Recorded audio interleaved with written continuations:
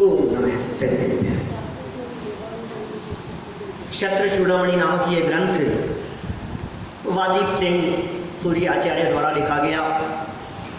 प्रथम अध्याय महाराजा सत्येंद्र रानी विजया को समझाते रहे और बहुत धर्मोपदेश हो गया। रानी विजया को एक मयूर आकृति विमान में बिठाकर स्वयं ने विमान को अपने हाथ से चलाया और उन्हें किसी सुरक्षित स्थान पर पहुंचा दिया। रानी के सुरक्षित स्थान पर पहुंच जाने पर, विमान से रवाना कर देने पर अंदर में क्रोध कषाय जागृत हुई, अंदर में क्षत्रियत्व प्रकट हुआ और वो क्रोध और क्षत्रियपना प्रकट हो जाने पर युद्ध के लिए तैयार हो गए। एक बहुत सुंदर नीतिकारों की बात कही थी कि एक अकेली उंगली चुटकी नहीं बजा सकती, अकेली उंगली आवाज़ नहीं कर सकती। आपका झगड़ा अकेले नहीं हो सकता, जब भी झगड़ा होगा तो दोनों तरफा होगा। इसलिए दो में से एक यदि मंद कशाई है तो फिर झगड़ा नहीं होगा। दो में से एक की कशाएं यदि मंद है तो फिर विवाद नहीं हो सकता, और दोनों ही मंद कशाएं हो तो फिर जीवन स्वर्ग हो जाता है। राजा सत्येंद्र के सामने सेना आ गई, काष्टांगार ने सेना भेज दी, सेना उपस्थित हो गई। काष्टांगार के मन में तो शत्रुता थी ही, लेकिन राजा सत्येंद्र के मन में भी लड़ाई का भाव जागृत हो गया, लड़ने के लिए उद्यत हो गए। युद्ध प्रारंभ हुआ। अब देखो अब क्या होगा, भयंकर युद्ध प्रारंभ हो गया दोनों के बीच में। इधर कुछ लोग सत्येंद्र के भी साथ में होंगे और उसके साथ तो पूरी सेना थी। राजा को युद्ध भूमि में ही वैराग्य है। पेज नंबर 86, छंद नंबर 65 नंबर। अथ युद्ध्वा चिरं योद्धा मुधा प्राणी वधेन किम इत्यूहेन विरक्तो भूत गत्यधीनं हि मानसम्। तदनंतर योद्धा राजा बहुत काल पर्यंत युद्ध करके निष्प्रयोजन प्राणियों की हिंसा से क्या फल है, ऐसा विचार करके लड़ाई से उदासीन हो गए। लड़ते लड़ते ही काफ़ी समय तो युद्ध किया, लेकिन युद्ध करते करते ही वे उदासीन हो गए। अरे निष्प्रयोजन, बेचारे इन सिपाहियों ने क्या बिगाड़ा है, ये बेमौत मारे जा रहे हैं, क्या करें, ये लड़ना ठीक नहीं है। लड़ाई से किसी का भला नहीं होता, लड़ाई से शांति नहीं होती, और शांति के लिए लड़ाई होती नहीं। लड़ाई ना करना वो शांति का उपाय है। नीति कह रहे हैं निश्चय से गति के अनुसार ही मन के भाव होते हैं, अर्थात जिसको जिस गति में जाना होता है उसके मृत्यु के समय वैसे ही भाव हो जाते हैं। गत्यधीनम ही मानसम, क्या क्या लिखा है, गत्यधीनम ही मानसम, गति के अधीन ही मन में भाव, ऐसा भी कहते हैं। देखो हम ऐसा कहते हैं, हाँ, जिस व्यक्ति ने जैसी गति बांध रखी हो अंत समय में वैसे ही परिणाम होते हुए दिखाई देते हैं। अंत समय के परिणामों से क्या गति का संबंध है। इसलिए हमारे यहाँ समाधि मरण को क्यों श्रेष्ठ कहा गया है, समाधि मरण को इसलिए अच्छा कहा गया है कि अंत समय में आपके परिणाम बहुत अच्छे थे। वैराग्य के भाव, समाधि के भाव, संयम के भाव। अब जिसके हृदय में ये भाव चल रहे हो, इससे क्या सिद्ध हो रहा है, इसका मतलब अच्छी गति होनी है, होनार भली है, ये बतला रहा है। जैसे समाधि के भाव श्रेष्ठ भाव है। लेकिन एक बात ध्यान रखना, बाहर में लोग अच्छे बैठे हुए हों, अच्छा उपदेश दे रहे हों, त्याग की चर्चाएं कर रहे हों, तो समाधि हो गई है, ऐसा नहीं है। क्या एक व्यक्ति, समझो, मैंने तो समाधि मरण पे 17 प्रवचन किए शायद, यहाँ 17 थे ना, काफ़ी सालों पुरानी बात हो गई। टोडरमल जी के उदाहरण से मैंने बात की, जिस मंदिर में हम यहाँ बैठे हुए हैं, टोडरमल जी का मंदिर, अंत समय में उन्हें हाथी के पैर के नीचे कुचलवा दिया गया। राजा को भ्रम हो गया। सच्ची बातें खोल खोल करके जब उन्होंने बतलाई, लोगों में विरोध भाव जागृत हो गया, क्योंकि जिस चीज़ का उन्होंने निषेध किया, जिसके ऊपर उन्होंने उंगली उठाई कि ये सही नहीं है, ये आचरण सही नहीं है, ये व्यवहार सही नहीं है, इसका नाम धर्म नहीं है, ऐसा धर्म नहीं होना चाहिए, ये धर्म कैसा जिसमें हिंसा हो रही है, ये धर्म कैसा जिसमें आडंबर है, ये धर्म, मतलब बहुत बातें उन्होंने जब इस तरह की बातें कही, जब सच्ची बातों के आधार पर कलम चलाई, अन्य मत की मान्यताओं का भी खंडन किया, जैन मत में चल रही विकृतियों का भी खंडन किया, श्वेतांबर मत का भी खंडन किया, उनकी कमियों को भी बतलाया, दिगंबर संप्रदाय में चलने वाले जो नई नई परंपरा, आज के 300 साल पहले सोचो आप, तो इन सब बातों से धीरे धीरे करके लोग विरोधी होते चले गए। यहाँ तक कि उन्होंने पूजन करने वालों की कमियां निकाली, उन्होंने उपवास करने वालों की कमियां निकाली, उन्होंने व्रत करने वालों के बारे में कहा, उन्होंने तप करने वालों के बारे में कहा, उन्होंने स्वाध्याय करने वालों को भी नहीं छोड़ा। कोई क्रिटिसाइज नहीं, लेकिन उन्होंने कहा यार तुम स्वाध्याय कर रहे हो, तुम जो बातें लिखी है उनके बारे में विचार तो करते नहीं हो और पढ़ जाते हो, इसका नाम थोड़ी ना स्वाध्याय है। अकेले पढ़ लेने का नाम स्वाध्याय नहीं है। तो बहुत बातें उन्होंने कही, ये सारी बातें मोक्ष मार्ग प्रकाशक पेज नंबर 220 पर लिखी है, लाइन से पूरी बातें एक एक की चर्चा की है। विरोधी बन गए लोग, हाथी के पैर के नीचे को चलवा दिया गया। राजा के कान भरते रहे लोग कि साहब ये तो विरोधी है, ऐसा सब। राजा ने षड्यंत्र के तहत हाथी के पांव के नीचे को चलवा दिया गया। जब ऐसा हो गया, जब उनकी ऐसी मृत्यु हुई, तो समाज में चर्चाएं चली होगी, निश्चित रूप से चर्चाएं चली होगी कि यार व्यक्ति तो बहुत धर्मात्मा था, विद्वान तो बहुत था, लेकिन अंत बिगड़ गया, मौत खराब हो गई, देखो क्या हो गया, ऐसा हो गया, ऐसा हो गया, बहुत बहुत चर्चाएं चली होगी। तो उनके पुत्र थे विद्वान, गुमानी राम नाम था उनका, जिनके नाम पर गुमानी राम जी का मंदिर चलता है, गुमान पंथ आमनाएं चलती है। मैंने ये सारी चर्चाएं, वो समाधि मरण की जब चर्चाएं की थी तो बतलाई थी मैंने उस समय। तो उसमें उन्होंने स्टार्टिंग जो की, समाधि मरण का स्वरूप लिखा गुमानी राम जी ने, और उन्होंने कहा सुनो, समाधि नाम किसका है? समाधि नाम शांत परिणामों का है, परिस्थिति का नहीं, मनस्थिति का नाम समाधि है। आपको लग रहा है कि परिस्थिति अच्छी नहीं थी, लेकिन मैं ये कह रहा हूं क्या कि जिस समय हाथी के पैर के नीचे कुचलवाया जा रहा था, हाथी का पैर रुक गया, महावत बहुत प्रयास करने लगा, हाथी के आंखों से अश्रुधारा बहने लगी कि मैं ऐसे व्यक्ति के ऊपर पांव नहीं रख सकता हूं। और उस समय जो टोडरमल जी ने संबोधन किया उस हाथी को, अरे तू तो आदेश का गुलाम है, तेरा कोई कसूर नहीं है, तेरी कोई गलती नहीं है, तू क्यों विचार कर रहा है, तू क्यों सोच रहा है, तू क्यों तकलीफ भुगत रहा है, मेरे जैसा कर्म का उदय, जैसी परिस्थिति बननी है वैसी बनेगी, तू अपना काम कर।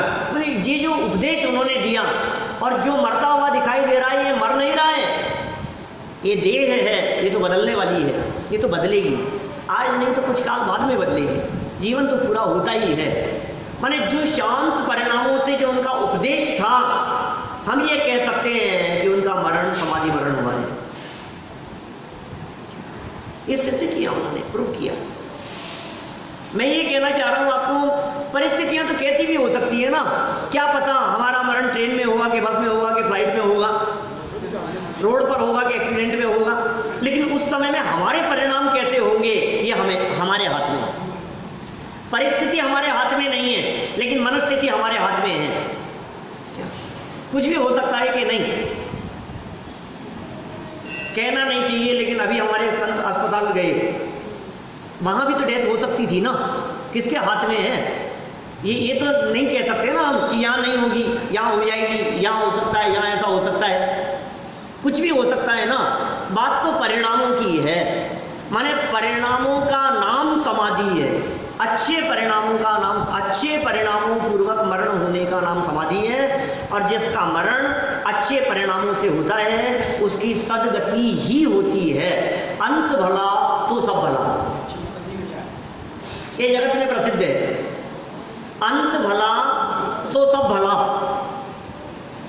अंत अच्छा होना चाहिए, इसलिए भाव ना भाव। अरे जिसका जीवन समाधि में बीतता है उसका मरण समाधि में होता है। अंत समय में परिणाम समझ जाएंगे, धोखे में मत रहना। जीवन कैसा बीता है? जीवन जिसका तत्व ज्ञान में बीता हो, जीवन जिसका जिनवाणी की सेवा करते हुए बीता हो, जीवन जिसका आराधना करते हुए बीता हो, उसका मरण कैसे बिगड़ जाएगा? लेकिन सब ऐसा हो गया, अरे क्या हो गया उनके साथ में? कुछ नहीं हुआ। ये देखो राजा सत्येंद्र के साथ में क्या हुआ, परिणाम क्या कह रहे हैं? युद्ध क्षेत्र में है अभी, लेकिन परिणाम क्या कह रहे हैं? लड़ने का परिणाम अच्छा नहीं है, वैराग्य का भाव आ गया। क्यों नहीं आए? गति अच्छी होनी है, स्वर्ग में जाना है, गति अच्छी बांध रखी है, परिणाम अच्छे कैसे नहीं आएंगे? वैराग्य का भाव कैसे नहीं आएगा उनको? लड़ाई का भाव कैसे चल सकता है? कषाय का भाव ज़्यादा समय टिकता नहीं है ज्ञानियों के, क्योंकि उनका ज्ञान जीतता है। कल हमने कही थी ना बात, ज्ञानी और अज्ञानी की लड़ाई हो, उसी को जोड़ता हूँ आगे। ज्ञानी और अज्ञानी दो व्यक्ति लड़ रहे हो तो जीत किसकी होगी दीपेश जी? अज्ञानी की। अज्ञानी की? अज्ञानी की, ज्ञानी की नहीं। क्या बात कर रहे हो? हमने तो यही सुना है, सत्य की कभी पराजय नहीं होती, ज्ञान की कभी हार। सत्य की कहाँ पर? सत्यमेव जयते, सत्य कभी पराजित नहीं होता। क्या कहते हैं, देर है पर अंधेर नहीं है। देर लग सकती है, और आप कह रहे हो ज्ञानी की हार? हाँ हाँ, ज्ञानी की हार होती भी दिखती। लड़ाई में दो लड़ रहे हैं, एक ज्ञानी और एक अज्ञानी, ये दो लड़ रहे हैं। अज्ञानी जीतता हुआ दिखाई देगा, ज्ञानी की हार होती हुई दिखाई देगी। क्यों? क्योंकि ज्ञानी लड़ ही नहीं पाता है, वो लड़ ही नहीं पाता बेचारा, वो क्या करे? ये तो बहुत तेज है अज्ञानी, कषाई है, क्रोधी है, लड़ने के लिए तैयार है, कमर कस के लड़ना चाहता है, इसका तो दिल दिमाग बुद्धि सब कुछ कह रहा है लड़ना है लड़ना है लड़ना है, मेरे को डेफनेस कर दूंगा इसको। क्या समझता है अपने आप को? और ये क्या कहता है, मैं कोई कम थोड़ी ना हूँ। बात तो ऐसी आई, कहता है रहने देना यार, दिखाई में लड़ता है। इसकी डबल लड़ाई चल रही है, ज्ञानी जीव के मन में डबल लड़ाई चल रही है। वो बेचारा क्या करे? जब जब थोड़ी सी कषाय जागृत होती है, अरे नहीं नहीं हम कोई कम थोड़ी नहीं, ऐसे चुपचाप थोड़ी ना बैठे रहेंगे, लड़ना चाहिए, फिर लड़ना शुरू करता है, फिर कहता है यार रहने दे यार, काय को माथा पचाता है यार। अब ये अंदर इसे ही टूट रहा है, इसकी लड़ाई दो तरफा चल रही है बेचारी की। फिर क्या होता है? लड़ने का काम कषाय का है और नहीं लड़ने का काम ज्ञान का है। क्या? तो अंदर में जो डबल युद्ध चल रहा है, एक युद्ध बाहर से चल रहा है ज्ञानी का, और दूसरा युद्ध अपनी कषाय के साथ में चल रहा है। अपनी कषाय के साथ में अपना ज्ञान लड़ रहा है। अब यदि लड़ता रहता है तो कषाय हावी है, और लड़ना बंद करता है तो ज्ञान हावी हो गया है। तो ज्ञानी जीव का जब ज्ञान हावी होता है और कषायें बंद पड़ती है, तो अंदर में तो वो उसका ज्ञान जीत जाता है, लेकिन बाहर में जगत के जीव कहते हैं ये हार गया। बाहर में वो हारता हुआ दिखाई देता है। ये इसका ज्ञान जागृत हो गया, इसका अंत भला है, समझदारी का काल आ गया है, होनहार भली है, परिणाम अच्छे आ गए। ये लड़ाई कितनी जल्दी मिट जाए, ये काम ज्ञानी का है। क्या? ज्ञानी ये सोचता है जितना जल्दी झगड़ा मिट जाए उतना अच्छा है। अज्ञानी जी सोचता है आ गया ना, चुपचाप देखो लाइन पर आ गया ना, आ गया मेरे पास में। अज्ञानी क्या सोचता है? लेकिन भाई तो उसकी कषाय गई वो क्या करे? तो हार करके भी उसका ज्ञान जीत रहा है। कोई बात नहीं, तुम जीत जाओ यार, तुम जीत जाओ, लेकिन कषाय तो बंद करो, मतलब झगड़ा तो बंद करो। तुम्हारी जीत में भी यदि तुम्हारी जीत की घोषणा करके झगड़ा मिट जाता है तो उसमें भी हमारे ज्ञान की ही जीत है, समझदारी की ही जीत है। जीत तो समझदारी की हुई ना। ये राजा सत्येंद्र की बात करें, विचार करके लड़ाई से उदासीन हो गए, गति के अनुकूल ही मन के भाव होते हैं, अर्थात जिसको जिस गति में जाना होता है उसके मृत्यु के समय वैसे ही भाव हो जाते हैं। जिसको जिस गति में जाना होगा। अंत समय में धर्म नहीं सुहारा है, इसका मतलब ये है अधोगति होनी है। जीवन भर अच्छा अच्छा करते रहे और अंत समय में परिणाम बिगड़ रहे हैं। रात को खाने का भाव आ रहा है, बिस्तरों में पड़े नहीं, मेरे तो ये तो दिख रहा है, तो इसका मतलब ये है कि भाई साहब होनार खोटी है। परिणाम संभलें, बात काम ऐसा होना चाहिए। देखो नीचे सरल अर्थ पढ़ते हैं। बहुत समय तक युद्ध करने के बाद, ऐसी बात नहीं कि सत्येंद्र लड़े नहीं, युद्ध भी किया उन्होंने। बहुत समय तक युद्ध करने के बाद राजा सत्येंद्र का विवेक जागृत हुआ। इसका मतलब लड़ाई अविवेक का परिणाम थी, अब विवेक जागृत हो गया, माने अविवेक पर विवेक की विजय हो गई। विवेक जागृत हुआ। वे विचार करने लगे कि मैं अकेला सेना पर तो विजय प्राप्त नहीं कर सकूंगा। कितनी चलेगी मेरी, पूरी सेना है भाई साहब सामने की तरफ। व्यर्थ ही मनुष्यों की हिंसा से क्या लाभ, क्योंकि मन के विचार भविष्य में होने वाली गति के अनुसार ही होते हैं। आपको कैसे परिणाम आए, आप स्वयं निर्णय कर सकते हो मैं कहाँ जाने वाला हूँ। अंत समय में आपके परिणामों से आप खुद निर्णय कर सकते हो मैं कहाँ जाने वाला हूँ। आप देखो जिस दिशा में जा रहा है व्यक्ति, आखिर मंजिल उसी दिशा में तो प्राप्त होगी। लड़ता लड़ता जा रहा है तो कहाँ जाएगा, जिधर जिधर लड़ाई झगड़े का काम हो रहा है उधर ही जाएगा। नरक दिख रहा है, मायाचारी छल कपट के परिणाम लेकर के जा रहा है तो कहाँ जाएगा, कि तिरंज गति दिख रही है। लोभ लालच के परिणाम लेकर के जा रहा है तो क्या होगा, बहु आरंभ परिग्रह तम नरक से आयुष है। और स्वभाव की सरलता है, परिणामों में सरलता है तो कहाँ जाएगा, मनुष्य गति की प्राप्ति होगी, स्वर्ग की प्राप्ति होगी।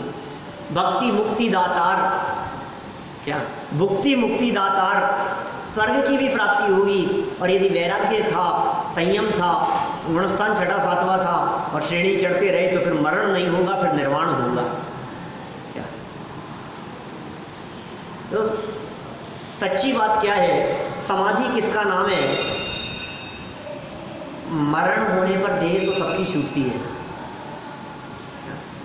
देह तो सबकी छूटती है, लेकिन देह छूटने के पहले पहले जो अपने आप को देह से भिन्न देख लेते हैं उनका मरण समाधि मरण होता है। देह तो दोनों की छूटेगी, समाधि वालों की भी छूटती है, समाधि मरण जिनका नहीं हुआ है उनकी भी देह छूटती है। फिर फर्क क्या हुआ दोनों में, दोनों में क्या फर्क हुआ, मरण तो दोनों का हो गया है ना, क्यों साहब।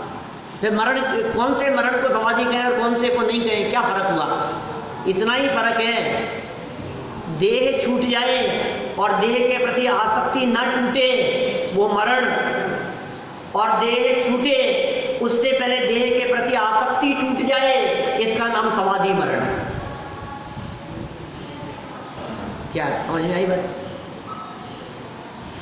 डेथ तो होगी भाई साहब, जीवन तो सबका पूरा होगा, लेकिन देह छूटी और आसक्ति लेकर के मरा है, मैं मरना नहीं चाहता, मैं मरना नहीं चाहता, मुझे बचा लो डॉक्टर साहब, मुझे बचा लो। क्या कर सकते हो, जो दिख रहा है उसका हाथ पकड़ दिया, मुझे बचा लो, अब मैं मरना नहीं चाहता। तो इसका मतलब ये है कि तू मरण से तो बच नहीं पाएगा, लेकिन नया शरीर मिलेगा तुझे। कैसा मिलेगा वो देखिए। समाधि परिणाम तो शांत परिणामों का है, पूरा लेख लिखा उन्होंने गुमानी राम जी ने, और प्रूव किया इस बात को कि परिणामों से समाधि होती है भाई साहब, देह से समाधि नहीं होती।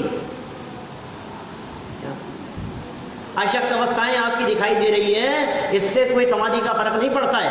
क्या मान लीजिए यदि अंत समय में मेरे को अस्पताल में ले जाए और मेरा मरण अस्पताल में हो गया तो क्या समाधि नहीं हुई।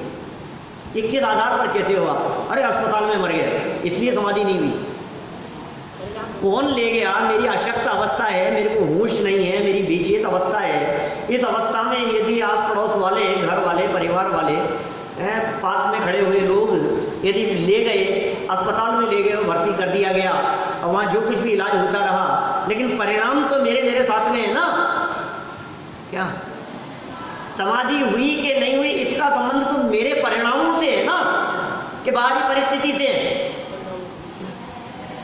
एक व्यक्ति को जबरन अंतिम समय में, समझ लो कोई मुनिराज समझ लो आप, अपने भावलिंगी संत मुनिराज जिनके ऊपर इतने इतने उपसर्ग हुए, और उपसर्ग के काल में जिन मुनिराजों का जीवन पूरा हो गया, तो क्या उनको समाधि नहीं हुई?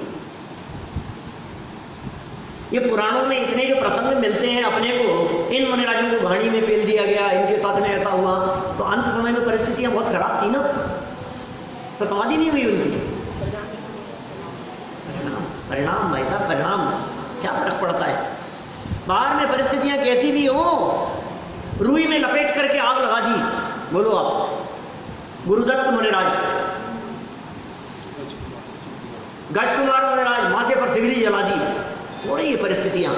अरे क्या करें, इनका तो अंत समय में देखो आप कैसे कैसे मरण हुआ बेचारे, आग में जल करके तड़प तड़प के मरे। अरे क्या, बाहर में आग में जलते हुए दिखाई दे रहे हैं, अंदर में शांत परिणामों से कर्म जल रहे हैं।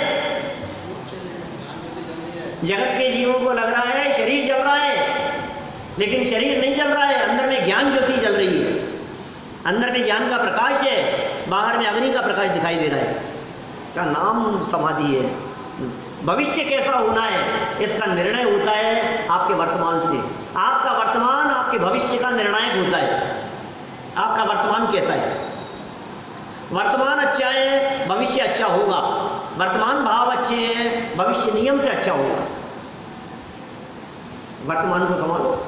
देखो विशेषार्थ में क्या कहते हैं। राजा सत्येंद्र की शुभ गति होने वाली थी, पता है आपको? नहीं पता हो तो आगे पता लग जाएगा, मर करके स्वर्ग में चले गए। राजा सत्येंद्र की शुभ गति होने वाली थी, अतः उनके वैसे ही परिणाम होना भी स्वाभाविक था। अपने आप ही सुई उसी दिशा में घूमेगी। देखो जिस व्यक्ति का मरण जिस जगह पर होना वो उधर ही चला जाता है। गलत ट्रेन पकड़ लेता है, गलत बस में बैठ गया, तो कहाँ जाकर के, जिस रास्ते कभी जीवन में गया नहीं, जिस रास्ते कभी जाने की सोची नहीं, वहाँ जाकर के कैसे मरण हो गया? ये क्या हो गया? ये कैसे हो गया? अनजान आदमी मिल गया कोई, उसकी हेल्प करने के लिए, न मालूम कौन सी जगह पर चला गया, कौन से मोहल्ले में चला गया, तो कहाँ जाकर के दुर्घटना हो गई, कहाँ मरण हो गया। अब आप भले जांच करते रहो कि वहाँ चले कैसे गए। चल जहाँ जाना वहाँ चला जाए, क्या करें? स्वाभाविक था। जैसी गति वैसी मति, दो वाक्य मिलते हैं। जैसी गति वैसी मति, एक वाक्य। इस वाक्य को उल्टा करो, जैसी मति वैसी गति। क्या क्या था? जैसी गति वैसी मति, और जैसी मति वैसी गति, दोनों ही सही है। आपको कौन सी गति बंधेगी? आप मर के कहाँ जाओगे? जैसी मति है। आपकी बुद्धि यदि वो खोटी खोटी चल रही है ना, तो समझ लेना कि खोटी गति का बंधन होगा। जैसी मति वैसी गति। अब दूसरे तरफ से लगाओ, गति जैसी बन रही हो ना, अब परिणाम भी वैसे आते हैं। तो गति अनुसार मति भी होती है और मति अनुसार गति भी होती है, दोनों ही बातें बराबर है। तो हम क्या करें साहब, ये बताओ। अब हम क्या करें? परिणाम तो बदलते रहते, कभी अच्छे तो आप अपने परिणामों को संभालो। आपकी यदि आयु बंध गई होगी तो चाह करके भी अच्छे परिणाम नहीं आएंगे। खोटी आयु बंध गई होगी। जिस व्यक्ति की नरक आयु बंध गई हो, जिनागम में लिखा है ऐसा, उसे संयम अंगीकार करने का भाव नहीं आता, उसे व्रत अंगीकार करने का भाव नहीं आता। गति बन गई उसकी, उसको भाव ही नहीं आएगा उस तरह का, उसको वैराग्य का भाव ही नहीं आता है, उसको समाधि मरण का भाव नहीं आता, उसको अपने जीवन की उज्ज्वलता का भाव नहीं आता, परिणाम सहज शांत सरल हो ये भाव नहीं आते। उसे तो यही दिखता है कहाँ कितना दिया हुआ है, कहाँ किससे कितना लेना है, बेटे को बुलाओ, उसको ये कराओ, है इनकी जमीन जायदाद ये वो, बेटा वहाँ भी है, बेटा वहाँ एक नौकर था वो किसी को पता नहीं था, या ऐसा ऐसा है उसमें तेरे को नॉमिनी किया हुआ है तो चले जाना वहाँ देख लेना, ये इसमें लगा रहता है। अंत समय में भी कितने लोगों को आपने देखा होगा अंत समय में ऐसा कहते हैं ना, आप धर्म की चर्चा पर क्या सुना दे इनको, सुनना ही नहीं चाहते हैं, सुनने का भाव ही नहीं आता इनको, हम क्या सुनाएं इनको। जिसने जीवन भर धर्म सुना होगा उसके अंत समय में धार्मिक परिणाम होंगे, ये संभावना है। जिसने जीवन में कभी धर्म नहीं किया हो, अंत समय में उसके परिणाम समझ जाए, ये बहुत रेयर है, बहुत मुश्किल है। इसलिए जीवन शांत परिणामों से बीतने का नाम समाधि है। समाधि मरण नहीं, समाधि अलग चीज है, मरण अलग चीज है। समाधि पूर्वक जिसका मरण हुआ उसका नाम समाधि मरण। क्या कहा? समाधि शब्द किसे कहते हैं? समाधि माने शांत परिणाम, और मरण शांत परिणामों से मरण हुआ वो समाधि मरण। तो समाधि कब हुई? मैंने कही थी अभी वहां प्रवचन में, समाधि मरण में किया था प्रवचन शिविर में, मैंने कही थी ये बात।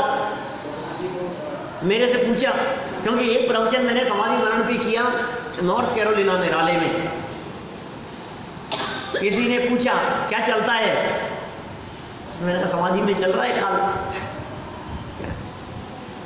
ऐसा ही जवाब निकला सहज ही, अरे क्या बात कर रहे हो, अभी से? क्यों अभी से? मतलब क्या? हमारे यदि परिणाम, हमारा यदि जीवन इस तत्व ज्ञान के लिए समर्पित है, हमारा यदि जीवन सुख और शांति में यदि बीत रहा है, हमारे परिणामों में यदि वस्तु स्वरूप विचार यदि ये चलता रहता है, तो इन परिणामों को समाधि कहते हैं। फिर चाहे मरण आ जाए, चाहे मरण 10 वर्ष बाद में आए, लाखों वर्षों तक जीऊं या मृत्यु आज ही आ जाए, इस परिणाम का नाम समाधि है।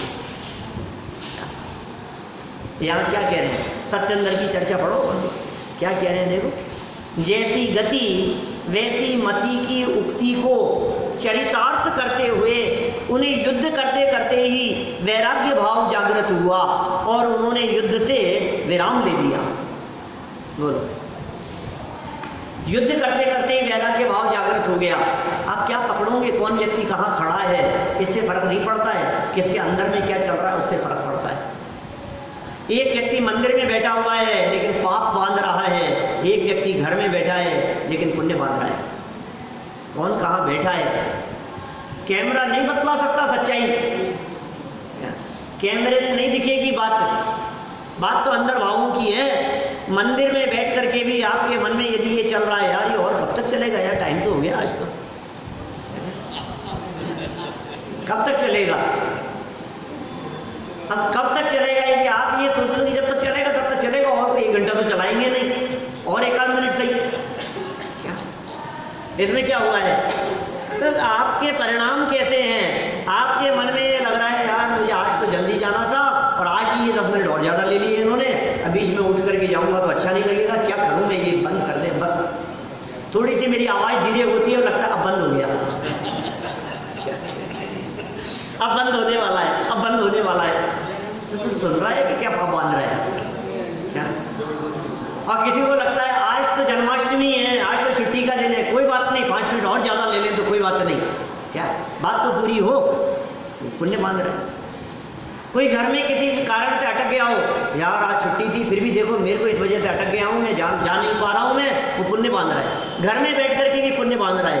ये कह रहे हैं यहाँ पर इस उक्ति के को चरितार्थ करते हुए, अब वो युद्ध क्षेत्र में बैठे हुए हैं, राजा सत्येंद्र बैठे हुए कहाँ हैं? युद्ध के बीच में हैं, और परिणाम क्या चल रहे हैं? मैं आपसे कहता हूँ अभी युद्ध के बीच में चलते चलते, लड़ाई के बीच में जैसे ही उनको भाव आया यदि उनकी हत्या हो जाए तो शांत परिणाम थे या नहीं?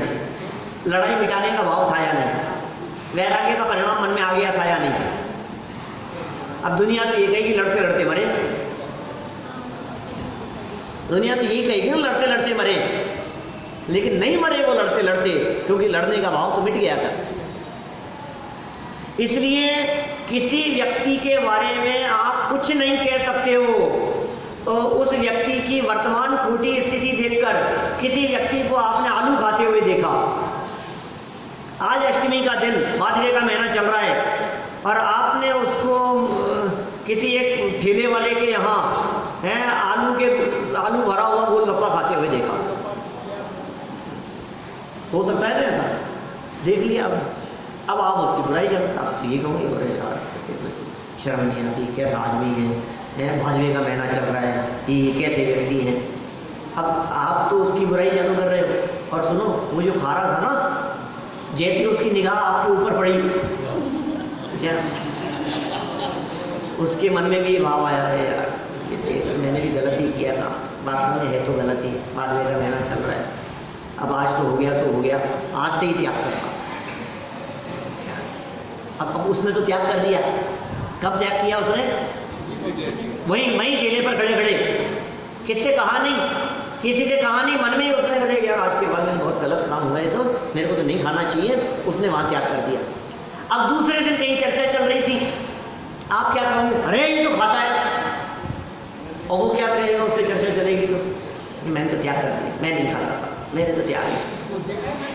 बोलो, हमने देखा है तुम्हारे को कि जब देखा था वो भी सच्चा था, और आज जो मैं बात कह रहा हूँ ये बात भी सच्ची है। बदल गया ना जीवन, बदलने में कितनी देर लगती है बतलाओ मेरे को? एक ही स्टेप तो है, पर एक झटके से बदल गया। नहीं, मैं केवल बाजार में खाने का त्याग करता हूँ, आलू खाने का त्याग करता हूँ, जमीकंद खाने का त्याग करता हूँ, न केवल भाजपे में खाने का त्याग करता हूँ। भावना तो ऐसी है कि यदि भाजपे में यदि मैं दृढ़तापूर्वक निभा लिया तो जीवन भर के लिए इसका त्याग कर दूंगा, ये काम अच्छा नहीं है। परिणाम बदल गया, होना भली।